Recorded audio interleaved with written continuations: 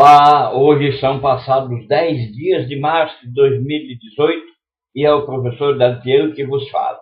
E hoje vou falar para essa audiência vou relatar as medidas da eficácia do êxito no século XXI.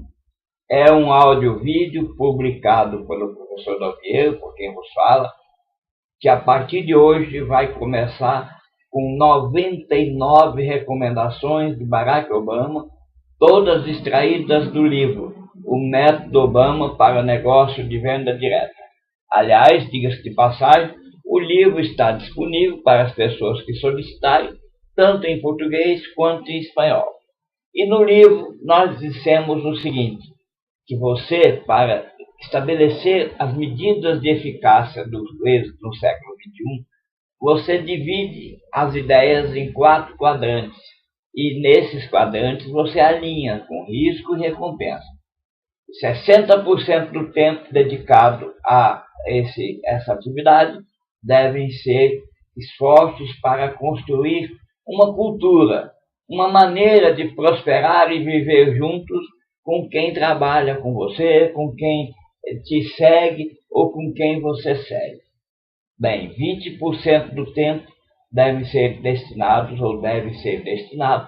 para avaliar o seu trabalho e os resultados, de maneira que você possa concluir: isso era bom, isso era inclusivo, era gentil, era inovador, conseguiu realizar os sonhos de tantas pessoas quantos foram aquelas que abraçaram o trabalho.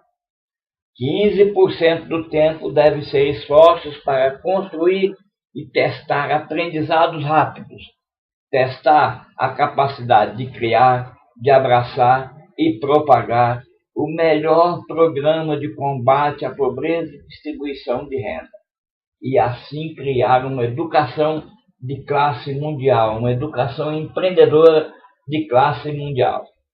5% do tempo deve ser esforços naquilo que é revolucionário, as coisas, as atividades que ninguém está a fazer. Bem, dito isso, eu posso preparar você que está me ouvindo, que está me escutando, e me deixou entrar no seu automóvel, nos seus celulares, para dizer: amanhã começa o projeto mais ousado que eu jamais fiz em toda a minha vida. Começa a série que apresenta o método Obama para negócios de venda direta. Um áudio-vídeo publicado por quem vos fala, com 99 recomendações. A série vai ser relatada por mim mesmo e começa amanhã, dia 11 de março. E está prevista para encerrar antes do lançamento do filme na Netflix. Aliás, no filme, Michelle Obama deverá atuar ao lado do marido num projeto também sem precedentes na história americana. O presidente e a Michelle sempre acreditaram no poder de contar histórias para inspirar. E agora eles vão contar isso num filme. Eles sempre valorizaram as histórias das pessoas cujos esforços fizeram a diferença e estão silenciosamente a mudar o mundo.